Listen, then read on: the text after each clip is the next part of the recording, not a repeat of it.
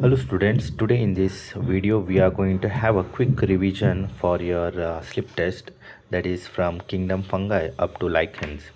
Now what are these fungi? Fungi are nothing but they are the heterotrophic organisms which shows great diversity in their morphology and in their habitat. Now, where do you find these fungi? Fungi are found in a pond water. They are found on the damp soil or the moist soil, also growing on the dead organisms or the live organisms. Right now, they are heterotrophic organism. That means they could be saprophytic or they could be parasitic. Their body is made up of long slender thread-like structure that is called as the hyphae. That hyphae is going to form a network like structure. That network of hyphae is called as the mycelium. Now the cell wall is made up of chitin and the polysaccharide. Two types of hyphae are found. One is called as the cenocytic hyphae, another one is called the septate hyphae. Most of the fungi, they are multicellular, but there is a one exceptional case where one of the fungi is the unicellular, that is the yeast cell. Now these fungi, they are also going to form a symbiotic association with the algae, that is called as the lichen, and also with the higher plants, mainly with the roots, that is called as the mycorrhiza. When we talk about the reproduction, mainly three types is seen: vegetative means, asexual means, and the sexual means. In case of vegetative, it is going to reproduce through by the fragmentation, fission, and then budding. Whereas in case of asexual means, they are going to form spores called conidia, sporangiospores, and then motile spores called zoospores. When we talk about the sexual reproduction, it involves the formation of spores, mainly the basidiospores as well as the ascospores. In sexual reproduction, it involves the three processes, that is plasmogamy, karyogamy, and then meiosis. Let us understand what you mean by the plasmogamy. Plasmogamy is nothing but it is the fusion of two compatible hyphae, then the fusion of two nucleus forming a cell, that is called as the zygote, and the fusion of two nucleus is called as the karyogamy. After the karyogamy, it is going to undergo a meiosis where it is going to produce the haploid spores, right? So in case of the ascomycetes and basidiomycetes, soon after the plasmogamy, the karyogamy is not going to happen. It is going to show a intervening stage, that is called as the dikaryon stage, where in a single cell you will find two nucleus. Two nucleus are called as the dikaryon, and the stage where there is a one cell, in that you will find the two nucleus. That stage is called as the dikaryon stage or dikaryophase. Now further, fungi is classified into four classes: Phycomycetes, Ascomycetes, Basidiomycetes, and then Deuteromycetes. So we will study one by one. So class Phycomycetes, commonly also called as the algal fungi, they are found in the aquatic and the damp habitat. The mycelium is said to be the aseptate and cenocytic. They could be obligatory parasite on the plants. Asexual reproduction is going to form by the production of the spores. Two types of spores are formed. One is the motile zoospores and another one non-motile planospores, right? And these spores are produced inside a special fruiting body that is called as the sporangium. Because these spores are produced within the fruiting body, that is sporangium, hence this type of spores which are produced inside the fruiting body is called as the endogenous spores.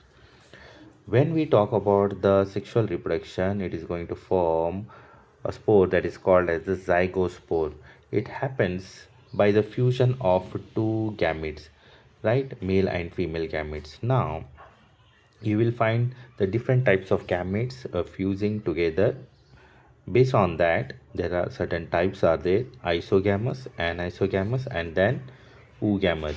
In case of isogamous, where the two fusing gametes are same in their size and their function, whereas in case of the anisogamous, the two fusing gametes are of different size.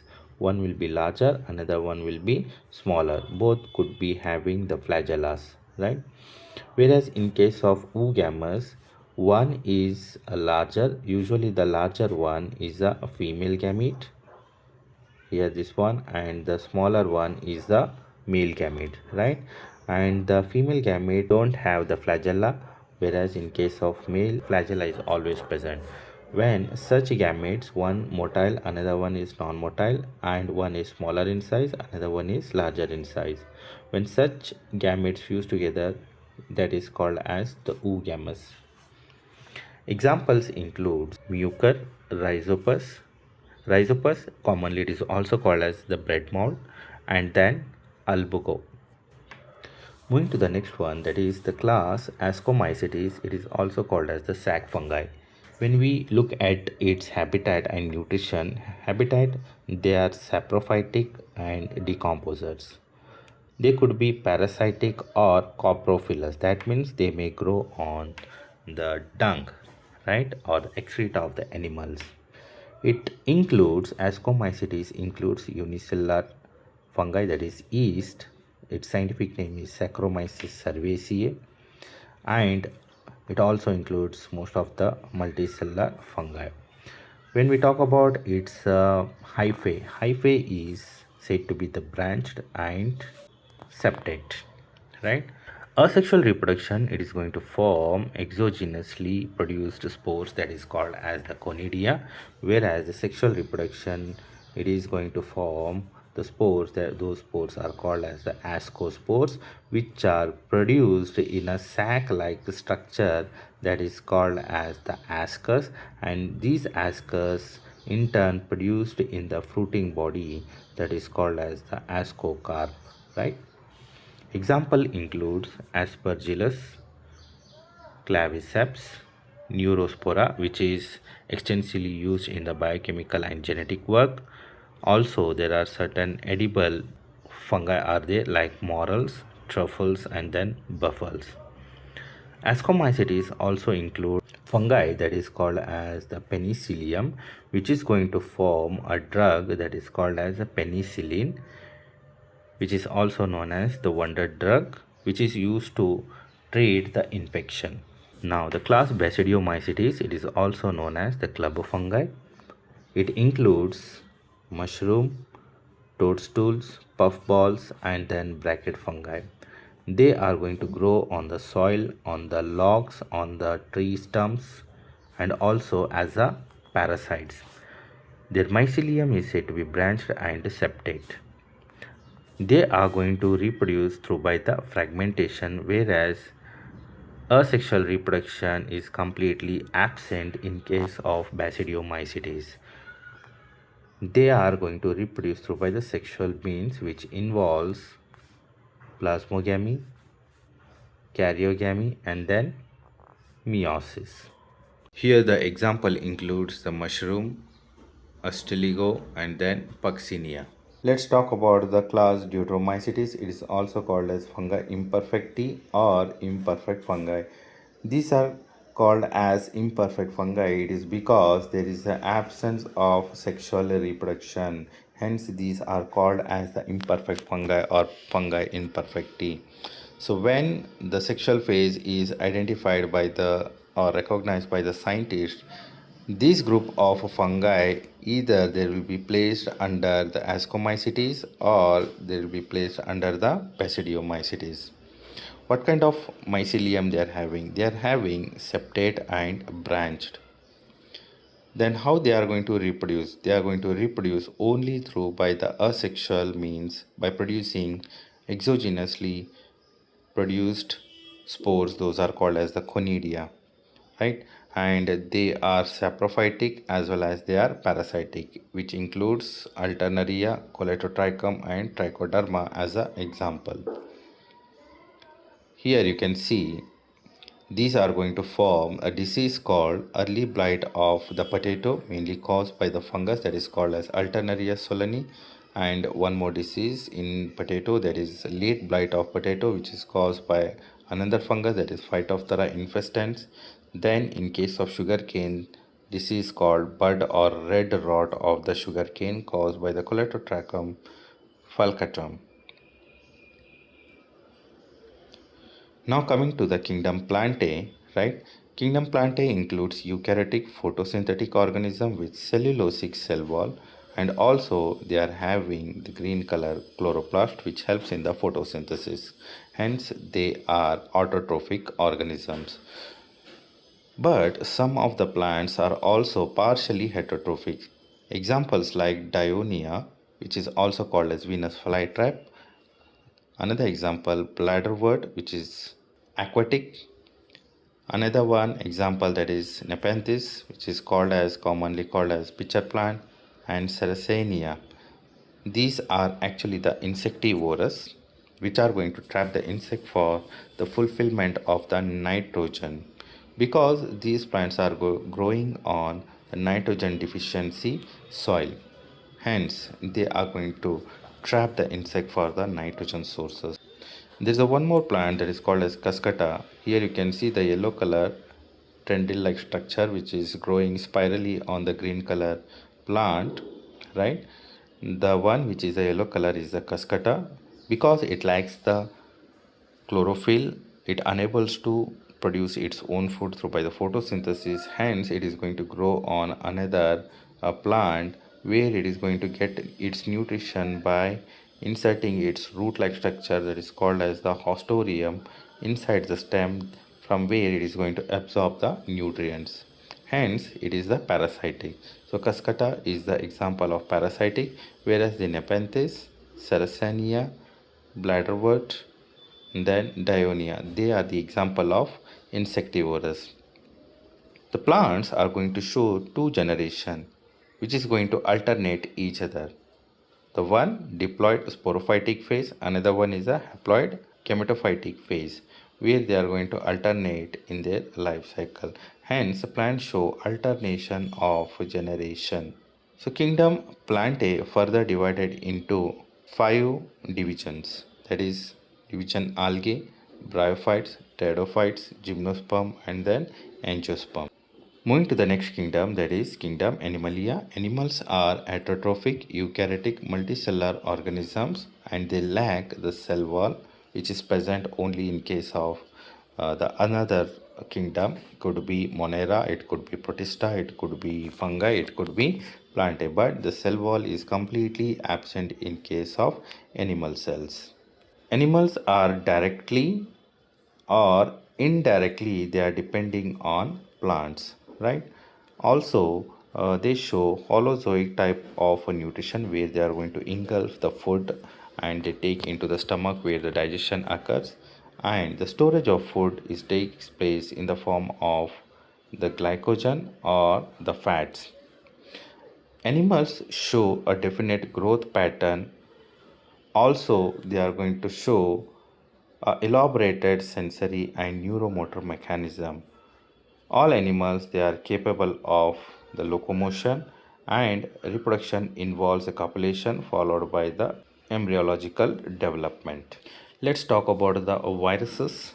Viruses are not placed any of the category proposed by the R.H. Whitaker, that is, they are not placed under Monera, they are not placed under the Protista, Fungi, Plantae, or Animalia. It is because they are not truly living. They are living only inside the host body. Outside the body, it is said to be the inert crystalline structure. Because they are non-cellular organism, inert crystalline structure outside the living organism, hence they are neither truly living nor non-living. Hence they are not placed under any of the category or the kingdom proposed by the R.H. Whitaker. They are kept, viruses are kept separately. So when these viruses come in contact with the living cells, they are going to take over the cellular machineries to replicate themselves. They behave as a living only when they come in contact with the living cells, and when they are outside the cells of organisms they act as an inert crystalline structure. Let us have a look at some of the scientists who are involved in the research of the virus and the discovery of the viruses. One such scientist is Pasteur, who gave the name virus. Virus means the venom or the poisonous fluid. DJ Ivansky in the year 1892 identified the causative agent of mosaic disease, which are smaller than the bacteria. Those are nothing but the viruses. M.W. Bejerinic, he extracted the fluid from the infected plants. Then he transferred it to the normal plant. That fluid caused the infection in the normal healthy plant. Hence, he called that fluid as a contagium vivum fluidum, that is nothing but it's a infectious living fluid. The next scientist, W.M. Stanley, for the first time in the year 1935, crystallized these viruses and observed that most of the crystals they are made up of protein. That means the viruses they are mostly made up of proteins. Let us have a look at the structure and the pathology of the viruses. Viruses they are made up of genetic material, either DNA or RNA, but never both. These genetic material are having the outer covering which is made up of a protein that is called as a capsid, which in turn made up of many small subunits which are called as the capsomere. And these capsomere could be arranged in the form of helical manner or in the form of polyhedral geometrical form. So based on the type of host they infect, further they are classified into three types, like plant virus, bacterial virus, and then animal viruses. Plant virus, example tobacco mosaic virus, in short TMV, it possesses the single stranded RNA, whereas the bacterial viruses, they are also known as the bacteriophage, they contain double stranded RNA, whereas the animal viruses like the influenza, adenovirus, and then HIV. Here, the influenza consisting of single-stranded RNA, whereas the adenoviruses they contain the double-stranded DNA, whereas the HIV contain double-stranded RNA. Let us have a look at the disease caused by the virus in animals and the plants. Especially in case of humans, if you see mumps, smallpox, herpes, influenza, and then AIDS. In case of plants, mosaic, leaf rolling and curling, yellowing and vein clearing, dwarfing and stunted growth. Now, virions. What are these virions? Virions are completely assembled virus outside the host. Completely assembled means it should have its genetic material, either RNA or DNA, and around that it should have the capsid protein code. Hence, it is called as the virion, that too outside the host cell. Let's talk about the viroids. Viroids are nothing but they are the free RNA which lacks the protein code, right? So the viroid RNA is having the low molecular weight, that is 10 to the power 5 Dalton, where 1 Dalton is equals to 1.66 into 10 to the power minus 27 kgs. Now, these are discovered by the T.O. Dinier in the 1971. These viroids, they are also responsible for diseases in case of plants. Say for example, the disease called as the spindle tuber disease, which is caused by the viroid called PSTVD, potato spindle tuber viroid, which is transmitted by a green color small insect that is called as the aphids. Also responsible for the stunt disease in case of chrysanthemum. The disease called as a chrysanthemum stunt disease. Prions. Prions are infectious, abnormally folded proteins and neurological disease, right? This is the prion protein, cellular prion protein. If it is normal, then our brain looks normal like this. Then, under certain conditions, these C prion proteins are going to become abnormally folded, hence, they turn into infectious form, right? Now, these abnormally folded prions are called as PRPSC, scrappy prion protein, right? They are responsible for the disease called bovine spongiform encephalopathy, in short BSE, or commonly called as the mad cow disease in cattle. The analog version of this BSE in case of human is the Creutzfeldt-Jakob disease, in short CJD, where the brain cells are going to get degenerate, neurons are going to degenerate, forming the sponge-like structure or the small holes in the brains, which ultimately leads to the death. Talking about the lichens, lichens are the algal and fungal symbiotic association. The fungi is having the two components, that is algal component is called as the phycobiont, whereas the fungal part is called as the mycobiont. Algal part generally it is the autotrophic, where it is going to produce the food and provide that food to the fungi. Fungi are heterotrophic, but they help in absorption of water and minerals to the algae. So algae is going to get the water and mineral from the fungi, whereas the fungi is going to get the food from the algae. So there is a mutual benefit is going to happen. So such association is called as the symbiotic association, or simply the symbiosis, or it is also called as the mutualism, right? These lichens are also said to be the very good pollution indicator, especially the air pollution. They are not going to grow in a polluted area, especially in the presence of SO2, sulfur dioxide. Hence, they only grow in the pollution free areas, especially where there is the absence of SO2. Hence, these are said to be very good pollution indicator. With this, we have successfully completed the revision. Hope you found this video very useful. All the best for your examination.